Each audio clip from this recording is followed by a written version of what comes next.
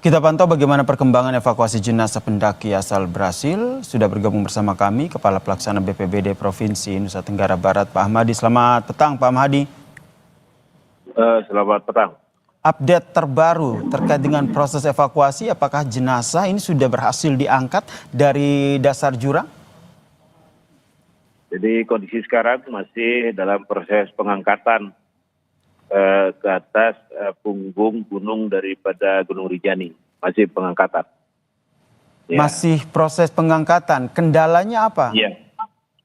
Ya, kendala begitu dalamnya posisi jatuhnya korban, kemudian kondisi cuaca, ditambah juga dengan kondisi geologi yang ada di sekitar tebing tersebut, yaitu berpasir dan memiliki batuan yang lapuk, sehingga harus hati-hati untuk menghindari jatuhannya batuan, termasuk juga pasir menimpa daripada petugas yang di bawah, termasuk juga korban yang akan diangkat ke atas. Kondisi kontur dari lereng gunung ini ya, kemudian juga dengan cuaca. Apakah ini juga jadi kendala sehingga baru sudah masuk ke hari kelima ini baru bisa dilakukan evakuasi dan hingga saat ini juga belum berhasil diangkat? Ya, artinya di samping juga kemiringan medan ini kan hampir tegak, Pak. Ini juga menyulitkan bagi tim juga untuk mengangkat. Di samping cuaca, sampai saat ini juga di Sembalun pun juga sedang hujan dan kabut tebal.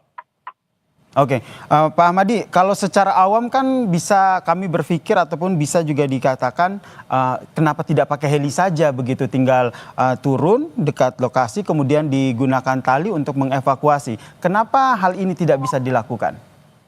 Ya, di heli pun juga persoalannya salah satu tebing tempat jatuhnya itu adalah dari pasir, Pak. Nanti akibat daripada putaran propeller, baling-baling ini juga bisa berhamburan masuk ke mesin. Di samping visibilitas pilot juga sangat terbatas sekali, sehingga strategi dengan helikopter ini tidak bisa dilakukan. Sehingga dilakukan secara manual, pengangkatan secara manual. Berarti bukan karena tidak ada armada ya, tapi memang evakuasi dengan menggunakan helikopter ini tidak bisa dilakukan dengan medan yang seperti ini ya, Pak Ahmadi ya? Iya. Kami juga ingin konfirmasi, ini kan memasuki hari kelima begitu.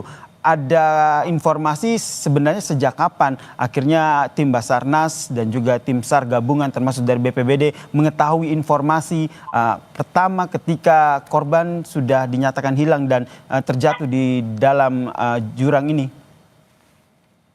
Ya, sebenarnya itu kan kejadian hari Sabtu pukul 5 dini hari ya. Itu, dan informasi sudah disampaikan ke TNGR. Selanjutnya tim menuju ke atas pada kira-kira sampai dengan jam 16 untuk menentukan lokasi daripada korban. Lokasi korban. Hanya saja korban terus bergeser lokasi daripada jatuhannya, sehingga ini juga memerlukan metode atau cara untuk pengangkatannya yang lebih aman. Ini masih bergeser korbannya, itu berarti pada saat hari pertama dinyatakan hilang pada hari Sabtu lalu, korban masih dinyatakan belum meninggal ya, masih hidup ya?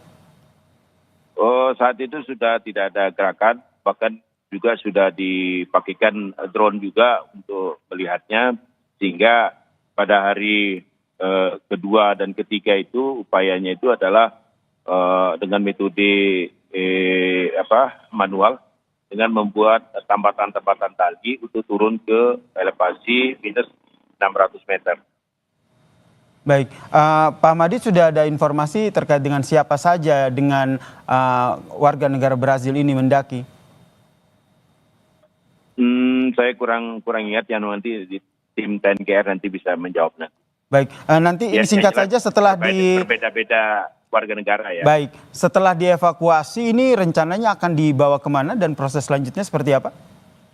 Ya, rencananya nanti langsung mudah-mudahan pada malam hari ini korban sudah bisa diturunkan dan kita akan langsung bawa ke Rumah Sakit Bayangkara di Kota Mataram. Baik, terima melalui kasih. jalur. Baik, terima kasih Kepala BPBD, Kepala Pelaksana BPBD Provinsi NTB, Pak Ahmadi telah berbagi informasi bersama kami di Kompas Petang. Salam sehat Pak Ahmadi. Salam.